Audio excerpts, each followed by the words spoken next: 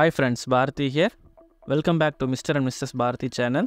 இந்த வீடியோவில் நாம் மகாபலிபுரத்தில் ஒரு நாளில் என்னென்ன இடத்தெல்லாம் சுற்றி பார்க்கலாம் அப்படின்னு பார்க்கலாம் வாங்க. நாங்கள் சென்னையிலேருந்து மகாபலிபுரத்துக்கு 1 day ட்ரிப் பிளான் பண்ணியிருந்தோம். எங்களோட ஓன் வெஹிக்கிளில் தான் நாங்கள் ட்ராவல் ஸ்டார்ட் பண்ணோம்.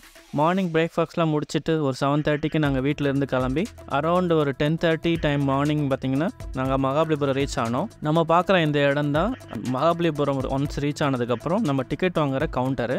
பிலோ 15 இயர்ஸ்க்கு என்ட்ரி டிக்கெட் கிடையாது, அபோவ் 15 இயர்ஸ்க்கு மட்டும்தான் டிக்கெட்டு. ஒரு டிக்கெட்டோடைய ரேட் 40 rupees. இந்த டிக்கெட் வச்சு நம்ம என்னென்ன இடத்தெல்லாம் பார்க்கலான்னு பார்த்தோம்னா ஃபயர் ரதா, பட்டர் பால், ஷோர் டெம்பிள். நாம் வாங்கின இந்த ஒரு டிக்கெட் வச்சு நம்ம எல்லா பிளேஸும் விசிட் பண்ணிக்கலாம். ஸோ இந்த டிக்கெட் நீங்கள் சேஃபாக வச்சுங்க. நம்ம டிக்கெட் வாங்கின இடத்துக்கு ஆப்போசிட்லேயே இருக்கிறது ஃபயர் ரதா. அதுதான் நாங்கள் ஃபஸ்ட்டு போன இடம். டிக்கெட் செக் பண்ணுவாங்க. டிக்கெட் செக் பண்ணி முடிச்சதுக்கப்புறம் ஃபயர் ரதாஸ்குள்ளே நம்ம போகும்போதே நம்ம போகிற எல்லா இடத்துலையும் இந்த மாதிரி ஒரு QR கோடு வச்சுருப்பாங்க. அதை நம்ம மொபைலில் ஸ்கேன் பண்ணோம்னா அதனுடைய ஹிஸ்ட்ரி நம்மளுக்கு வந்து ஈஸியாக தெரிஞ்சுக்கலாம். பஞ்சரதாஸ் அப்படி இல்லைன்னா பாண்டவ ரதாஸ் அப்படின்னு சொல்லுவாங்க. பஞ்சரதங்கள் ஒற்றைக்கல் இந்திய ராக் கட்டடக்கலைக்கு ஒரு எடுத்துக்காட்டாக விளங்குகிறது. இந்த வளாகம் 1ஆம் நரசிம்மவர்மன் காலத்தில் முதலாக செதுக்கப்பட்டதாக வரலாறு கூறுகிறது.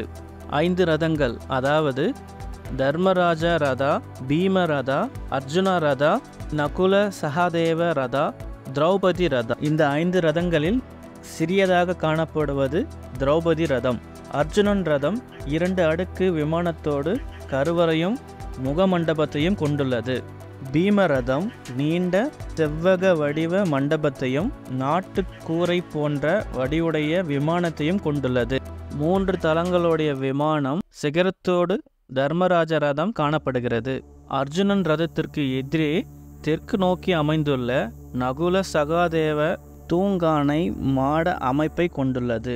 திறந்த வெளியில் இந்த ரதத்தை ஒட்டி நந்தியின் ஒரு ஒற்றைக்கல்லால் உள்ள சிற்பமும் உள்ளது.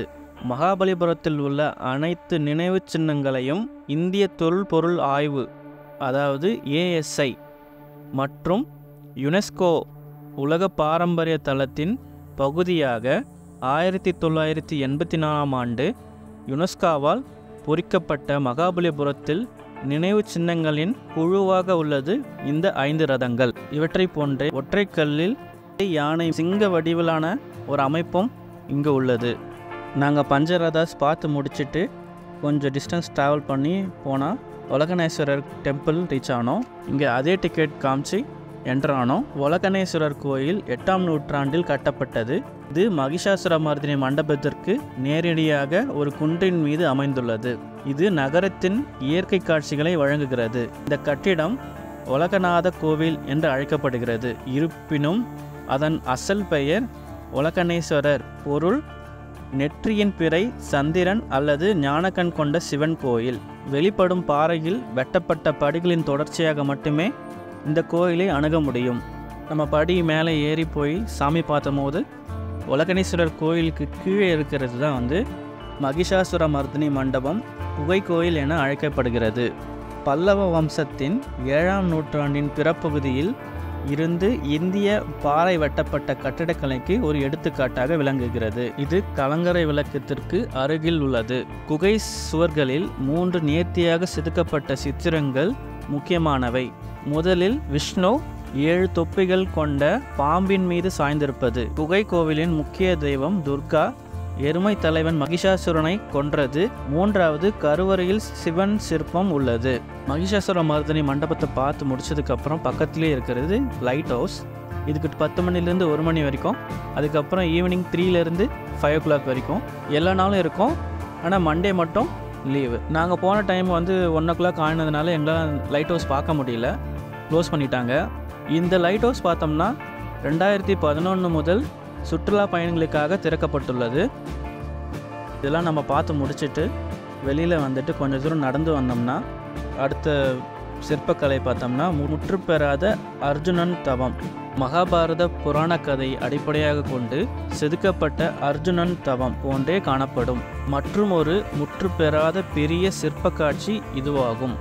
இயற்கையாக அமைந்துள்ள 2 பெரிய பாறைகளை கொண்டு செதுக்கப்பட்டுள்ள இப்படைப்பு சிற்பத்தில் சிவபெருமானுடையிருந்து வரம் பெறுவதாக ஒற்றைக்கல்லால் தவம் செய்யும் அர்ஜுனன் முன் சிவபெருமான் தோன்றி அருள்வது போல படைக்கப்பட்டுள்ளது. இக்காட்சியை காண உலக தேவர்கள் விரைவது போன்றும் கவின்முகு இயற்கை காட்சிகளை மிகவும் நேர்த்தியாக செதுக்கப்பட்டுள்ளது. கொஞ்சம் நம்ம ட்ராவல் பண்ணி போனோம்னா அடுத்ததாக நம்ம பார்க்க போகிற இடம் கிருஷ்ணா மண்டபம். இது 7ஆம் நூற்றாண்டின் நடுப்பகுதியில் கிருஷ்ணருக்கு அர்ப்பணிக்கப்பட்ட ஒரு திறந்தவெளி அடித்தளத்தால் அமைக்கப்பட்டது. இது பின்னர் 16ஆம் நூற்றாண்டின் விஜயநகர பேரரசின் போது ஒரு மண்டபத்திற்குள் மூடப்பட்டது. மாடு மேய்ப்பவர்கள் மற்றும் கோபியர்களை கனமழையிலிருந்து மற்றும் வெள்ளத்தில் இருந்து காக்க கிருஷ்ணர் கோவர்தன மலையை உயர்த்திய கதையை வெளிப்படுத்தும் சிற்பங்களை கொண்ட இடமாக கருதப்படுகிறது. நம்ம அடுத்ததாக பார்க்க வந்திருக்கிறது குகை கோயில். இதுவே மாமல்லபுரத்தில் அமைந்துள்ள மிகப்பெரிய குகை கோயில். கிபி 7ஆம் நூற்றாண்டில் இந்தியாவின் குடைவரை கட்டிடக்கலையின் உதாரணமாக திகழ்கிறது. பல்லவ கட்டடக்கலையின் ஒரு பொதுவான பாணியாக சிங்கத்தின் உருவத்தை அடித்தளமாக கொண்டுள்ள தாழ்வாரத்தின் தூண்கள் அமைந்துள்ளன. இக்குகை கோயிலானது முழுமை பெறாத நிலையில் உள்ளது. சிங்க சிலை வடிவ தூண்கள் வளைவாக அமைக்கப்பட்டிருந்த விதம் மிகவும் சிறப்புக்குரியது. ஒரு புறம் சிங்கமே இல்லாமல் வெறுமையாக காட்சியளிக்கின்றன. அர்ஜுனனின் தவம் என்பது மகாபாரதத்திலிருந்து எடுக்கப்பட்டது.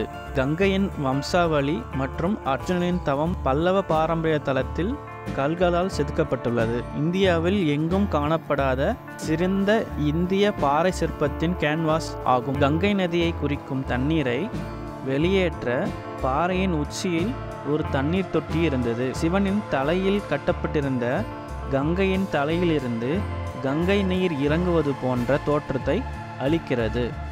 அடுத்ததாக நம்ம பார்க்க போகிற இடம் பட்டர் பால். இதுக்கு நம்ம அதே டிக்கெட் காமிச்சு நம்ம உள்ளே என்ட்ரி ஆக்சஸ் பண்ணிக்கலாம். கிருஷ்ணாவின் பட்டர் பால் என்றும் வான் இறைக்கல் என்றும் கிருஷ்ணாவின் பிரம்மாண்டமான பட்டர் பால் என்றும் அழைக்கப்படுகிறது. இது மாமல்லபுரத்தில் உள்ள ஒரு குறுகிய சாய்வில் தங்கியிருக்கும் ஒரு பிரம்மாண்டமான சமநிலைப்படுத்தும் பாறையாகும். இந்து மத சாஸ்திரங்களின்படி கிருஷ்ணர் அடிக்கடி தனது தாயின் வெண்ணெயை குண்டியிலிருந்து வெண்ணெய் திருடினார். இது கிருஷ்ணரின் வெண்ணெய் பந்து கருங்கலால் ஆன பெரிய உருண்டை வடிவத்தை தோற்றமளிக்கும். இக்கருங்கல் உருண்டை காஞ்சிபுரம் மாவட்டத்தில் உள்ள மாமல்லபுரம் கடற்கரை அருகே ஒரு சிறு குன்றின் மீது 6 மீட்டர் உயரமும் 5 மீட்டர் அகலமும் 250 டன் எடையும் கொண்டுள்ளது. அடுத்ததாக நம்ம பார்க்க போகிறது திருமூர்த்தி குகை. கோபியர்கள் வெண்ணெய் கடைதல் தொட்டி அருகே 3 கருவறைகளை கொண்ட மண்டபம் திருமூர்த்தி கற்குகை என்று அழைக்கப்படுகிறது. 3 கருவறைகள் இங்கு இருக்கின்றன. சிவன், பிரம்மன், விஷ்ணு என அர்ப்பணிக்கப்பட்டுள்ளது. அவற்றில் சிவனுக்கு அர்ப்பணிக்கப்பட்ட அறை மிக பெரியதாக காணப்படுகிறது.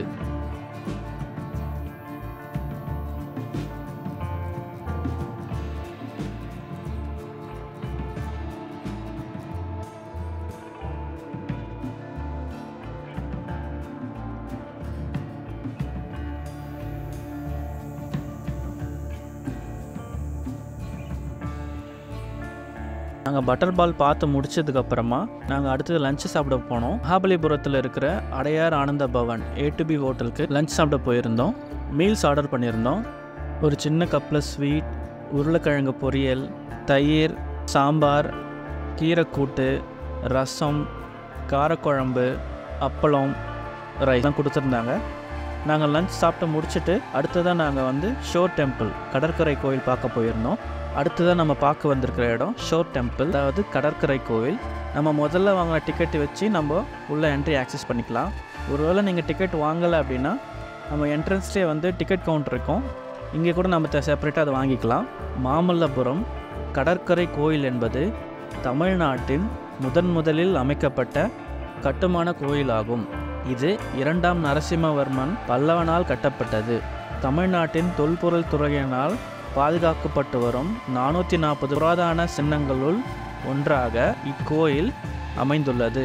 இக்கோயில் 45 அடி உயரம் கொண்டுள்ளது. கடந்த 2004ஆம் ஆண்டு டிசம்பர் மாதம் 26ஆம் தேதியன்று இந்திய பெருங்கடலில் ஏற்பட்ட சுனாமியானது கோயில் மற்றும் அதனை சுற்றியுள்ள தோட்டத்தை தாக்கிய போதும் கடற்கரை கோயிலானது பெரிய அளவிற்கு சேதத்தை உள்ளாக்கவில்லை. ஏனென்றால் நீர் மட்டமானது சில நிமிடங்களிலேயே சாதாரணமான நிலைக்கு திரும்பியது. கோயிலின் அடித்தளமானது கடினமான கருங்கல்லால் கட்டப்பட்டிருந்ததால் சுனாமியால் உருவான அலைகளை தாங்கி பிடித்தது. கோயிலை சுற்றி கடற்கரையில் எழுப்பப்பட்டிருந்த தடுப்பு அமைப்புகளும் பாதுகாப்பிற்கு உறுதுணையாக இருந்தது. கடலில் மூழ்கி போன கோயில் வளாகங்கள் மீதமிருக்கும் கடைசி கோயில் வளாகம் என்று யூகிக்கப்படுகிறது. இக்கோவில் கடற்கரை கோவில் என்றும் அழைக்கப்படும். இந்த கோயிலகத்தின் நேர்த்தியான கட்டமைப்பை ஏற்படுத்தியதில் முக்கிய பங்கு மன்னன் ராஜசிம்மன் என்று அழைக்கப்பட்ட பல்லவ அரசமைப்பின் 2ஆம் நரசிம்மவர்மனையே சாரும். மொத்தம் 6 கோயில்கள் கடல்களுக்குள் மூழ்கியே இருக்கின்றன. மீதமிருக்கும் கடைசி கோயில் வளாகம் என்று இப்போது யூகிக்கப்படுகிறது.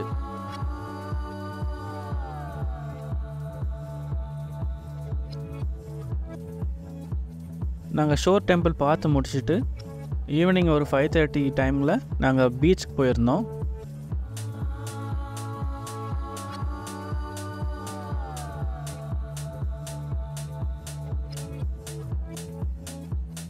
பீச் பார்த்து முடிச்சுட்டு நைட் நாங்கள் திருப்பி A to BK டின்னர் சாப்பிட போயிருந்தோம். மகாபலிபுரத்தில் இருக்கிற இந்த A to B பிரான்ச் ரொம்ப ஸ்பேஷியஸாக இருந்தது. பார்க்கிங் ஃபெசிலிட்டிலாம் இருந்தது.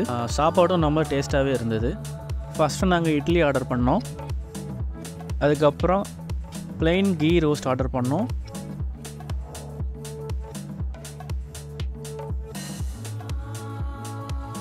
அடுத்ததாக பொங்கல் ஆர்டர் பண்ணோம்.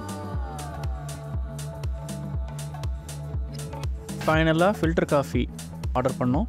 சாப்பிட்டு முடிச்சுட்டு நாங்கள் சென்னைக்கு ரிட்டர்ன் கிளம்பிட்டோம். தேங்க்ஸ் ஃபார் வாட்சிங். Like, share, subscribe mister and missus Bharathi channel. See you on next video. Bye bye.